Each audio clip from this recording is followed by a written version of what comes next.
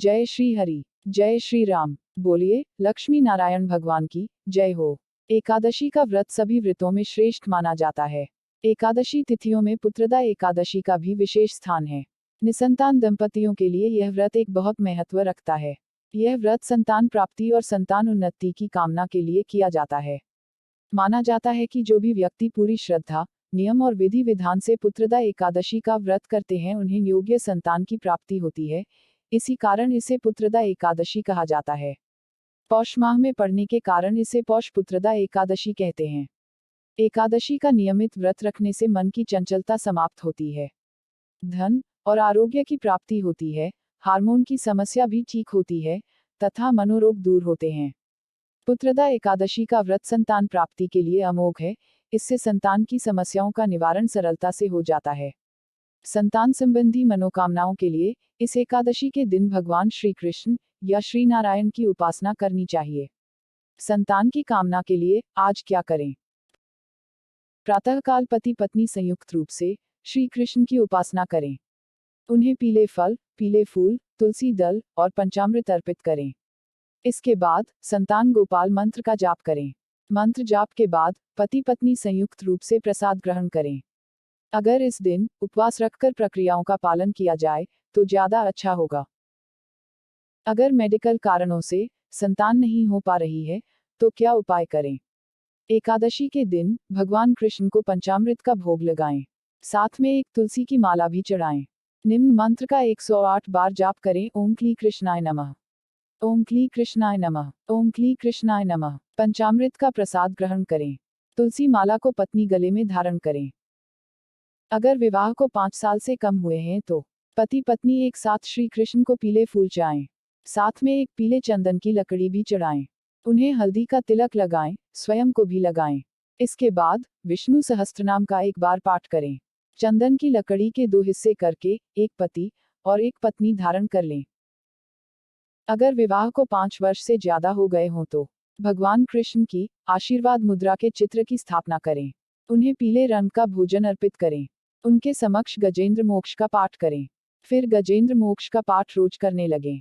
पति पत्नी दोनों एक एक सोने का या पीतल का छल्ला तर्जनी अंगुली में धारण करें। पति पत्नी केवल पीला भोजन ग्रहण करें। पौष पुत्रदा एकादशी व्रत की पूजा विधि। हर एकादशी तिथि की तरह पौष पुत्रदा एकादशी व्रत के नियम भी दशमी तिथि से ही आरंभ हो जाते हैं। इसलिए यदि आप एकादशी का व्रत करने जा रहे हैं तो दशमी तिथि को दूसरे प्रहर का भोजन करने के बाद सूर्यास्त के बाद भोजन न करें। दशमी तिथि को सात्विक भोजन ही ग्रहण करें और ब्रह्मचर्य का पालन करें। एकादशी तिथि को प्रातःकाल जल्दी उठें और स्नानादि करने के पश्चात भगवान का ध्यान करते हुए व्रत का संकल्प करें। व्रत का संकल्प करने के बाद गंगा जल, तुलसी दल, तिल, फूल और पंचामृत से भगवान विष्णु नारायण की पूजा करनी चाहिए। ओम नमो भगवते वासुदेवाय मंत्र का जप करना चाहिए। पूरे दिन भगवान का ध्यान करना चाहिए और भगवान श्री हरि के नाम या मंत्र का जप करते रहना चाहिए। यदि आप स्वस्थ हैं तो इस व्रत को निर्जला यानी बिना जल के किया जाना चाहिए। यदि विशेष परिस्थितियों में व्रती की क्षमता नहीं है तो संध्या काल में दीपदान के पश्चात फलाहार किया जा सकता है। रात्रि में जागरण करना चाहिए और भगवान श्री हरि के नामों और गुणों का कीर्तन करना चाहिए।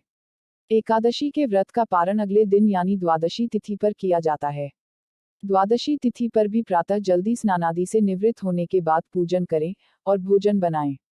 उसके बाद किसी जरूरतमंद व्यक्ति या ब्राह्मण को सम्मान पूर्वक भोजन कराएं और दान दक्षिणा देकर विदा करें। उसके बाद स्वयं भी व्रत का पारण करना चाहिए। अगर आपने निर्जला व्रत किया है तो जल पीकर पारण करें। लेकिन अगर आपने व्रत में पानी पिया था तो फल खाकर पारण करें। अगर आपने व्रत में फल भी खाए थे तो अनाज से पारण करें, लेकिन पारण में चावल से कभी ना करें। पारण के बाद चावल खा सकते हैं। जय श्री हरि, जय श्री राम।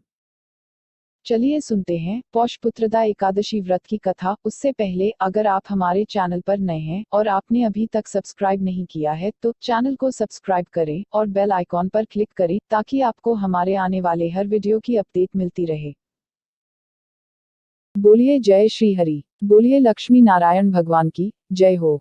जय श्री हरि, जय श्री हरि, जय श्री हरि। बोलिए एकादशी माता की जय हो। पौष पुत्रदा एकादशी व्रत कथा। श्री कृष्ण के चरणों में अर्जुन ने प्रणाम कर श्रद्धापूर्वक प्रार्थना की, हे मधुसूदन, अब आप पौष माह के शुक्ल पक्ष की एकादशी के महात्म्य को बताने की कृपा करें। इस एकादशी का क्या नाम है? इसका क्या विधान है? इस दिन किस देवता का पूजन किया जाता है? कृपा कर मेरे इन सभी प्रश्नों का विस्तार सहित उत्तर दें। अर्जुन के प्रश्न पर श्री कृष्ण ने कहा, हे अर्जुन, पौष मास की शुक्ल पक्ष की एकादशी का नाम पुत्रदा है। इसका पूजन पूर्व में बताई गई विधि अनुसार ही करना चाहिए। इस उपवास में भगवान श्रीहरि की पूजा करनी चाहिए। संसार में पुत्रदा एकादशी उपवास के समान अन्य दूसरा व्रत नहीं है। इसके पुण्य से प्राणी तपस्वी, विद्वान और धनवान बनता है। इस एकादशी से संबंधित जो कथा प्रचलित है उसे मैं तुम्हें सुनाता हूँ, श्रद्धापूर्वक श्रवण करो। प्राचीन समय में भद्रावती नगरी में सुकेतुमान नाम का एक राजा राज्य करता था। उसके कोई संतान नहीं थी। उसकी पत्नी का नाम शैव्या था। उस पुत्रहीन राजा के मन में इस बात की बड़ी चिंता थी कि उसके बाद उसे और उसके पूर्वजों को कौन पिंडदान देगा। उसके पितर भी व्यथित हो पिंड लेते थे कि सुकेतुमान के बाद हमें कौन पिंड देगा। इधर राजा भी बंधु बांधव, राज्य, हाथी, घोड़ा आदि से संतुष्ट नहीं था। उसका एकमात्र कारण पुत्रहीन होना था। बिना पुत्र के पितरों और देवताओं से उऋण नहीं हो सकते। इस तरह राजा रात दिन इसी चिंता में घुला करता था। इस चिंता के कारण एक दिन वह इतना दुखी हो गया कि उसके मन में अपने शरीर को त्याग देने की इच्छा उत्पन्न हो गई, किंतु वह सोचने लगा कि आत्महत्या करना तो महापाप है, अतः उसने इस विचार को मन से निकाल दिया। एक दिन इन्हीं विचारों में डूबा हुआ वह घोड़े पर सवार होकर वन को चल दिया। घोड़े पर सवार राजा वन, पक्षियों और वृक्षों को देखने लगा। उसने वन में देखा कि मृग, बाघ, सिंह, बंदर आदि विचरण कर रहे हैं। हाथी शिशुओं और हथिनियों के बीच में विचर रहा है।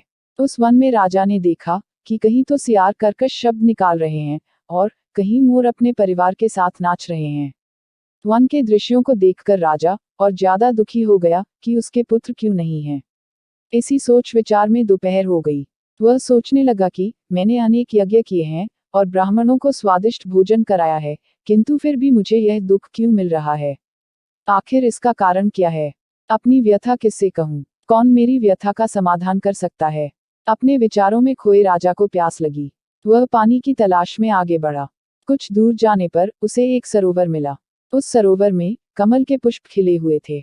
सारस, हंस, घड़ियाल आदि जल क्रीड़ा में मग्न थे। सरोवर के चारों तरफ ऋषियों के आश्रम बने हुए थे।